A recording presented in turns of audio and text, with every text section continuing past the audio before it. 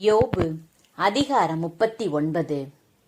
வரையாடு ஈனும் பருவம் தெரியுமோ? மான்குட்டி ஈனுதலை பார்த்ததுண்டா? எண்ண முடியுமா அவை சினையாயிருக்கும் மாதத்தை? கணிக்க முடியுமா அவை ஈனுகின்ற காலத்தை? குனிந்து குட்டிகளை அவை தள்ளும், வேதனையில் அவற்றை வெளியேற்றும். வெட்ட வெளியில் குட்டிகள் வளர்ந்து வலிமை பெறும், விட்டு பிரியும், அவைகளிடம் மீண்டும் வராது. காட்டுக் கழுதைகள் கட்டற்று திரியச் செய்தவர் யார்? கழுதையின் கட்டுகளை அவிழ்த்தவர் யார்? பாலை நிலத்தை அதற்கு வீடாக்கினேன், உவர் நிலத்தை அதற்கு உறைவிடமாக்கினேன். நகர அமளியை அது நகைக்கும், ஓட்டுவோன் அதட்டலுக்கும் செவி கொடாது. குன்றுகள் எங்கும் தேடும் மேய்ச்சலை, பசுமை அனைத்தையும் நாடி அலையும். காட்டெருமை உனக்கு ஊழியம் செய்ய விரும்புமா? உன் தொழுவத்தில் ஓர் இரவேனும் தங்குமா?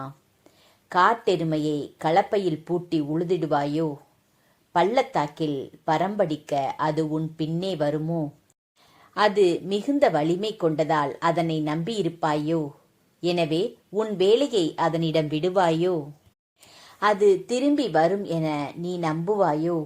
உன் களத்திலிருந்து தானியத்தை கொணருமோ? தீக்கோழி சிறகடித்து நகைத்திடும், ஆனால் அதன் இறக்கையிலும் சிறகுகளிலும் இரக்கம் உண்டோ? ஏனெனில் மண் மேலே அது தன் முட்டையை இடும், புழுதி மேல் பொறிக்க விட்டுவிடும். காலடி பட்டு அவை நொறுங்குமென்றோ, காட்டு விலங்குகள் அவைகளை மிதிக்குமென்றோ அது நினைக்கவில்லை. தன்னுடையவை அல்லாதன போன்று தன் குஞ்சுகளை கொடுமையாய் நடத்தும். தன் வேதனை வீணாயிற்று என்று கூட பதறாமல் போம். கடவுள் அதை மதிமறக்கச் செய்தார், அறிவினில் பங்கு அளித்தார் இல்லை. விரித்து சிறகடித்து எழும்போது பரியோடு அதன் வீரனையும் பரிகசிக்குமே.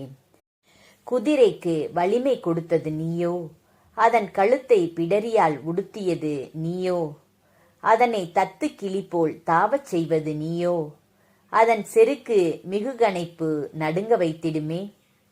அது மண்ணில் பறிக்கும், தன் வலிமையில் மகிழும் போர்க்களத்தை சந்திக்க புறப்பட்டுச் செல்லும். அது அச்சத்தை எள்ளி நகையாடும், அசையாது. வாள் முனை கண்டு பின்வாங்காது.